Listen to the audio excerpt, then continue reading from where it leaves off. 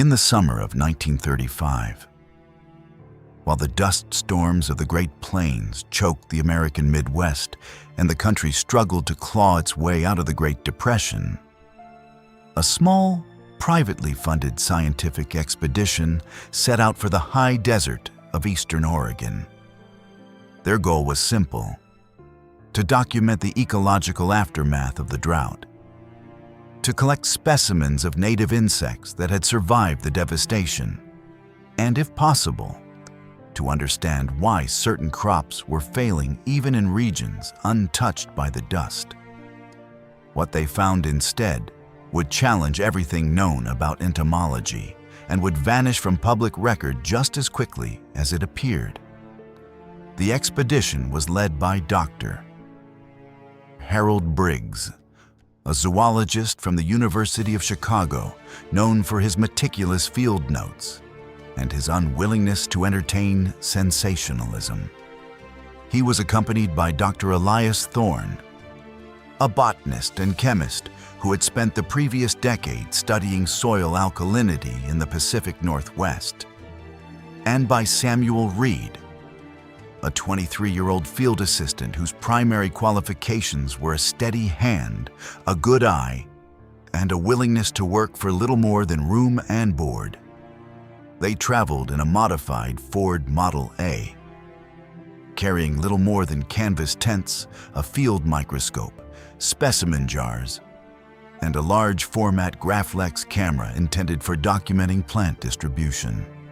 They left Bend, Oregon, on the morning of June 12th, following a tip from local ranchers who had reported unusually large burrows in the basaltic soil near the Crooked River.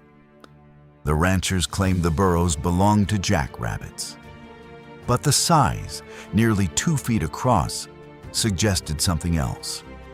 Briggs was skeptical, Thorne was intrigued, and Reed, who had grown up in the area, recalled stories his grandfather told about a summer in the 1890s when the grasshoppers grew as big as cats and stripped entire fields overnight. The men laughed, of course. They had no reason to believe the stories were anything more than folklore. By the third day, they reached a shallow basin surrounded by sagebrush and juniper, a place the locals called Glass Butte, not for its elevation, but for the obsidian fragments that littered the ground like black glass. The soil here was unusually warm to the touch, even in the early morning, and the air carried a faint, metallic odor that Thorne attributed to mineral springs below the surface. They set up camp, and Reed began digging test pits while Briggs cataloged the sparse vegetation. It was during one of these routine excavations that Reed's shovel struck something hard, not rock, but something smooth and curved. He called the others over, and together they cleared the soil to reveal a segment of chitin, dark amber in color, almost the size of a man's forearm. At first, Briggs assumed it was a fragment of a fossil, perhaps from a prehistoric arthropod, but the texture was wrong. It was not stone. It was organic, and it was fresh. Carefully, they expanded the excavation, and over the course of 6 hours, they uncovered the full specimen. A grasshopper, or something remarkably similar to a grasshopper, measuring nearly 9 feet in length from the tip of its antennae to the end of its abdomen. The creature, which Briggs would later tentatively classify as Tettigonia Vermiformis, displayed the characteristic morphology of the family Tettigoniidae, the katydids, but at a scale that defied biological plausibility. Its hind legs, built for jumping, were as thick as fence posts, and the femoral muscles, visible beneath the translucent exoskeleton, suggested a power that could launch the animal 100 yards in a single bound. The compound eyes, each the size of a dinner plate, reflected the men and the sky with a glassy, unsettling clarity. Most remarkably, the specimen appeared to have died only recently. There was no sign of decay, no odor of decomposition. Briggs insisted on strict protocol. They photographed the specimen from multiple angles using the Graflex, placing Reed, who stood 6 feet tall, beside the creature for scale. Thorne took measurements, recording the length of the antennae at 4 feet 3 inches, the thorax at 32 inches across, and the ovipositor, a curved, blade-like structure at nearly 5 feet. They collected samples of the soil, the chitin, and a small amount of hemolymph that pooled beneath a fracture in the leg. Reed, despite his youth, was the one who suggested they check for additional specimens. If one existed, there could be more. Over the next week, they surveyed a 5-mile radius, finding 3 more burrows, each leading to chambers lined with a silky, fibrous material that Thorne identified as a form of protein-based secretion, similar in composition to spider silk, but far coarser. In 2 of the chambers, they found exuviae, the shed exoskeletons of juvenile forms, each one larger than a man. In the 3rd, they found tracks, massive 3-toed impressions pressed deep into the soft ash, leading toward the basalt cliffs to the east before disappearing abruptly, as if the creature had simply taken flight or burrowed straight down into the rock. Briggs hypothesized that the species was a relict population, a holdover from the Carboniferous period when atmospheric oxygen levels were high enough to support megafaunal arthropods. Thorne, more cautious, suggested a localized mutation, perhaps triggered by mineral-rich waters that acted as a catalyst for gigantism. Reed, who had less scientific training but a keen intuition, wondered aloud whether they were looking at the result of something not natural at all. The region, after all, was close to the site where just 2 years earlier, the Army had conducted undisclosed tests with experimental fertilizers. When the expedition returned to Bend on July 4th, they carried with them the photographic plates, the field notes, and a single fragment of chitin carefully packed in cotton. Briggs drafted a preliminary report and sent it, along with the photographs, to the Smithsonian Institution. He also provided copies to the Oregon State Agricultural College and to a colleague at the University of Chicago. The response was immediate and, from Briggs's perspective, troubling. Within a week, 2 men in plain suits arrived at his office. They identified themselves as representatives of the Department of Agriculture and requested all materials related to the find. Briggs complied, believing it to be standard procedure for a potentially significant agricultural pest. The men took the photographs, the notes, and the chitin fragment, issuing a receipt and assuring him that the materials would be returned after examination. They never were.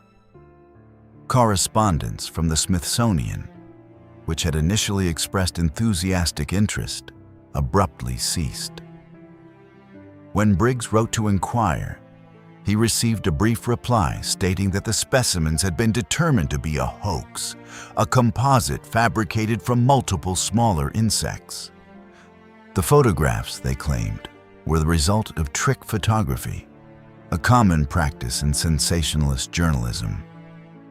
Thorne accepted the explanation, albeit reluctantly, and returned to his work on soil chemistry.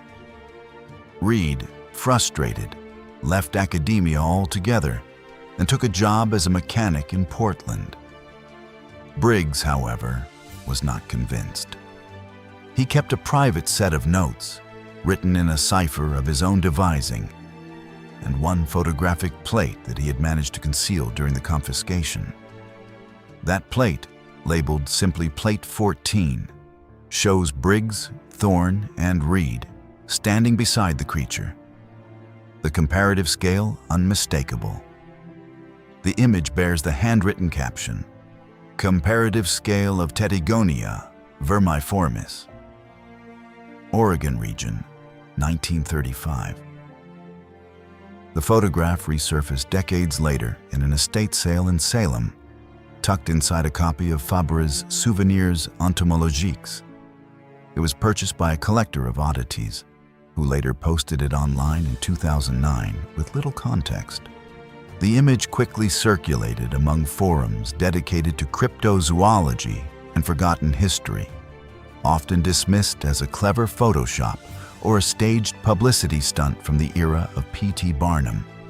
Yet, those familiar with the Graflex camera know that the depth of field, the lighting, and the slight motion blur in the antennae are consistent with a genuine, single-exposure photograph.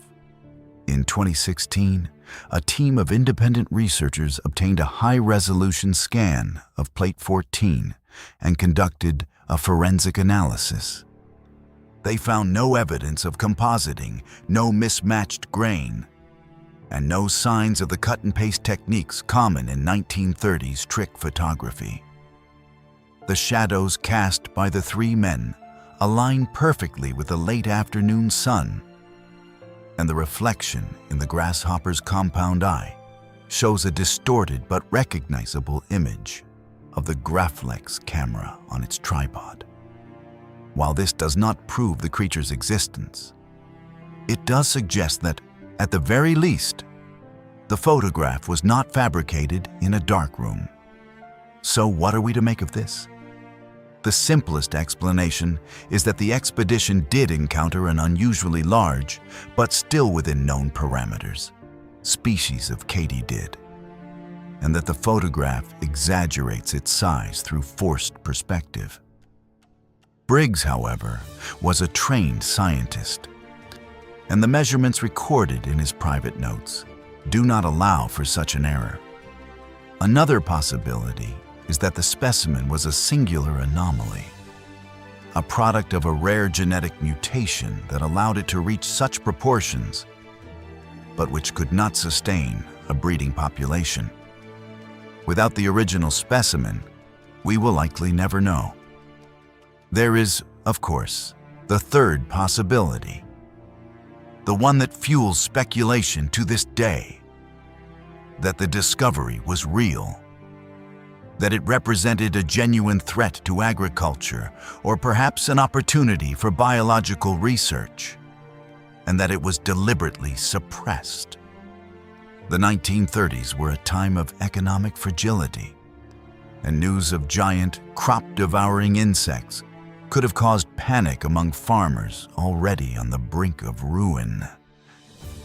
The involvement of the Department of Agriculture, an agency with the authority to quarantine and confiscate, lends a degree of plausibility to this theory, even if it remains unproven. In 1972, Samuel Reed, then 78 years old and living in a retirement home in Eugene, gave an interview to a local newspaper.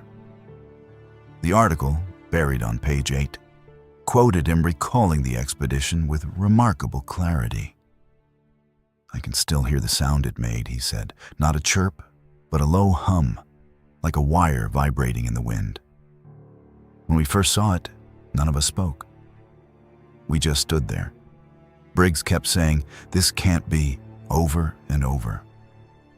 Reed claimed that after the government men left, Briggs told him, "They are afraid of what people will do if they know." The article attracted little attention at the time. Dr. Harold Briggs continued teaching at the University of Chicago until his death in 1958. His personal papers, donated to the university archives, contain no mention of the Oregon expedition. Either he chose to omit it, or the relevant documents were removed. Thorne's papers, by contrast, contain a single cryptic entry dated July 9, 1935, which reads, "Sample 7B, anomalous chitin, sent to Washington, no reply." The handwriting is hurried, the ink smudged, as if written in haste. It is the only tangible record, apart from Plate 14, that the expedition ever occurred. Today, the area around Glass Butte is a popular site for rockhounds searching for obsidian. There are no signs posted, no markers indicating that anything unusual was ever found there. The basalt cliffs are unchanged. The sagebrush still grows in sparse clumps, and the burrows described in Briggs's notes have long since collapsed. Yet, every few years, someone reports seeing something large moving through the brush at dusk. Something that does not move like a deer or coyote. Something that pauses, as if listening, before disappearing into the rocks. Entomologists are quick to point out the physiological constraints that make an insect of that size impossible under current atmospheric conditions. The exoskeleton would be too heavy. The respiratory system, which relies on diffusion through trachea, too inefficient. These are valid objections. But Briggs's hypothesis regarding higher localized oxygen levels, perhaps from subterranean vents, has never been tested. The region is geologically active, and deep fissures could, in theory, release pockets of gas with a different composition. It is a thin thread, but it is a thread nonetheless.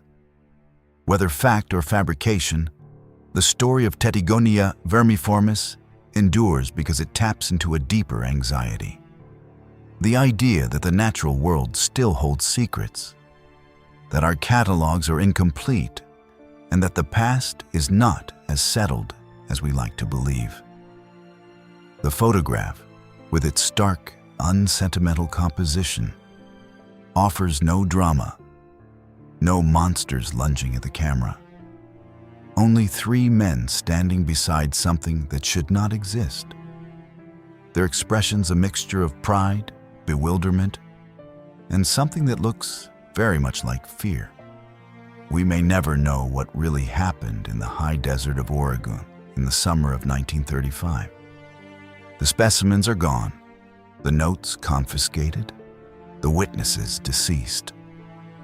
All that remains is plate 14, a single image that continues to provoke questions long after it should have been forgotten. Perhaps it is a hoax, a clever trick of the camera. Perhaps it is evidence of something extraordinary, deliberately erased from history. Or perhaps, as Reed suggested in his final interview, the truth is simpler and more unsettling. That some things are not meant to be known, and that, once in a while, the world reminds us of how little we truly understand. Look at the photograph again. Look at the eyes of the men. Then ask yourself, what would you have done?